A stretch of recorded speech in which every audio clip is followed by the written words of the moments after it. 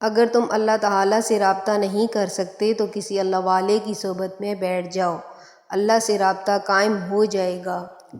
ہر کام میں دوسروں کا سہارا ڈھونڈنا ایک بہت بڑی بے عزتی ہے۔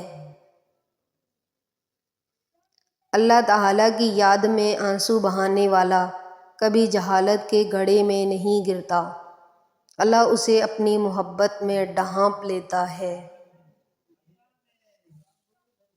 آپ کا خوش رہنا ہی آپ کا برا چاہنے والوں کے لیے سب سے بڑی سزا ہے۔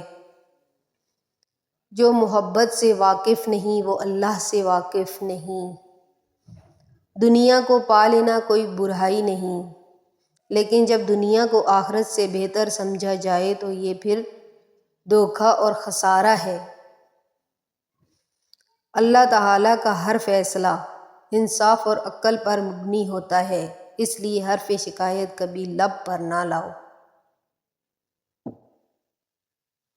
جب دولت قریب آتی ہے تو دروازے پر ساحل اور خواب میں دولت نظر آنا شروع ہو جاتی ہے۔ انسان کو آخرت کے اندر کامیاب ہونے کا صرف ایک موقع ملتا ہے اور وہ زندگی ہے، اس کو برے کاموں میں ضائع مت کریں۔